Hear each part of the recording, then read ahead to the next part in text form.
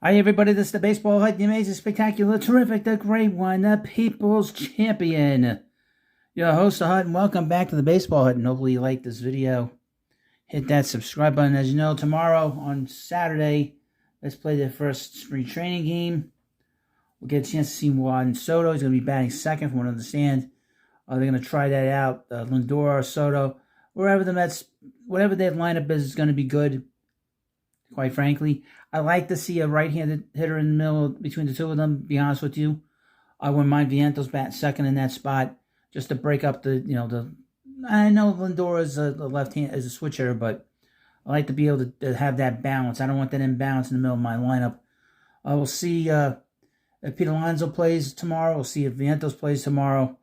Nimmo will not be playing until we get further into the spring training. He always starts his season. And his time in Port St. Lucie later. But that'll be interesting. Now, here's an interesting little article that came out from SI about Brett Baty and the New York Yankees. I have a video on the Yankees. Yankees basically got pressured to do away with tradition, and that's what I think the media played a big hand in this. They pissing and bitching and moaning about the hairstyles and the beards of the players that have been with the Yankees, and they got their wish. But headline: could Yankees be a potential trade candidate for Mets Brett Baty? Now the Yankees, I know the Yankee fans think that they're hot shit, but that lineup is in trouble because if Aaron Judge gets hurt, their season is done. Okay, if he misses any significant time like he has in the past, they will not get. They will struggle to get to the postseason, and they'll be a quick out like always.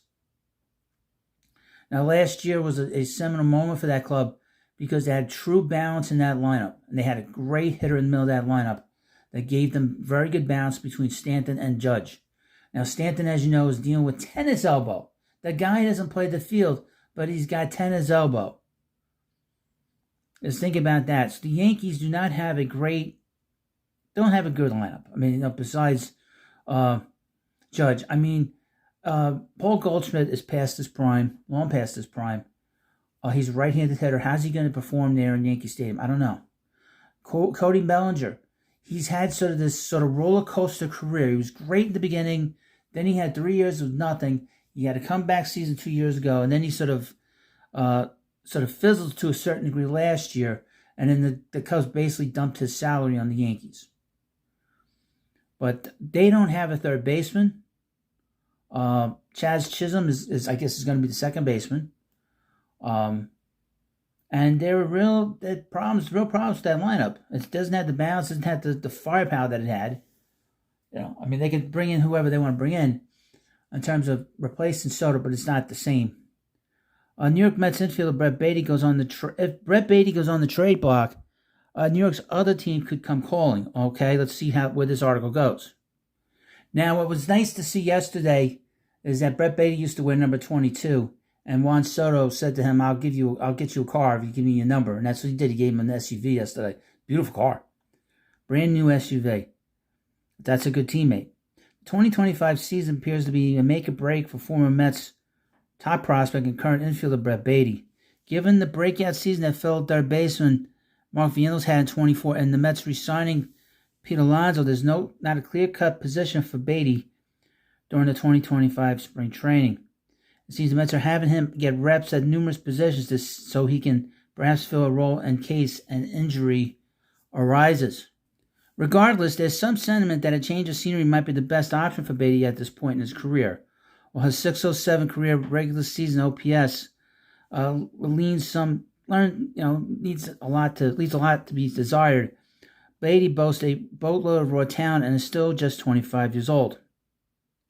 And we talked about he gave number 22 and got the brand new car from Soto. A February 17th article from Bleacher Report, Zachary D. Reimer listed Baty as a potential trade candidate and also named 3 interesting teams who could be interested in him and what he has to offer. Quote, Baty was penciled in to start for the Mets not too long ago, but the club's deal with Pete Alonso just put the kibosh on that. Now, he was the starting third baseman going into the season last year, and it just didn't work. I mean, we all know that.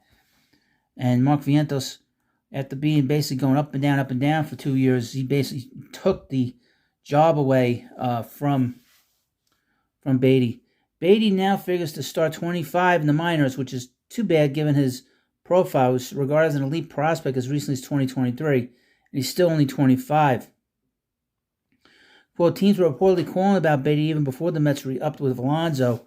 Assuming he's even more available now, the Yankees, Brewers, and Cubs are 3 contenders that ought to have interest. Interesting. The Yankees are an interesting fit for Baty because they have a clear hole at third base that many believe they'll try to fill before opening day. Then again, the Mets might still want to give Baty another shot to prove himself in Queens before trading him to New York's other team. But like they said in this article, there are other teams that could be interested in him. The Brewers could be interested in him. The Cubs could be interested in him. So the chance of him being... First of all, I would mention this.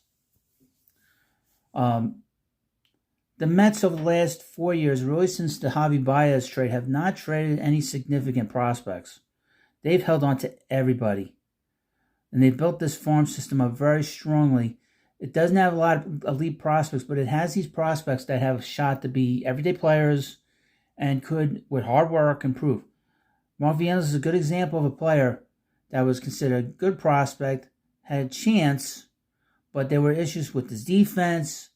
The Mets weren't quite sure what kind of hitter he's going to be. He turned out to be an excellent hitter, very strong right-handed hitter. We need to see him do it again, obviously, this year to really solidify his belief amongst a lot of people that he's an elite player, that he's an elite hitter. I would also mention this. The Mets should keep him at third for as long as they can, because then he'll make all-star games. He'll make more money than if he would be put at first. If he's putting up those numbers at first, he's going to get lost amongst many first basemen. But if he's doing those kind of numbers at third base, he's going to be making all-star teams. If he has the kind of first half that he had, the last 100 games last year that he has in the first half this year, he'll make the all-star team. I mean, that's how good he was last year, and how people have taken notice of him. But back to Baty. Baty's biggest issue, in my opinion, is the bat speed. Can he find that bat speed when he has not shown that? He swings and misses through a lot of fastballs. He fouls a lot of fastballs off. He fouls a lot of pitches off that are right down the middle. And the high velocity stuff, he has quite a lot of difficulty with that. And that is very difficult to improve. So that is an issue that he has to fix and figure out what he needs to do to improve his ability to be an everyday player. Well, you let me know what you think about this video.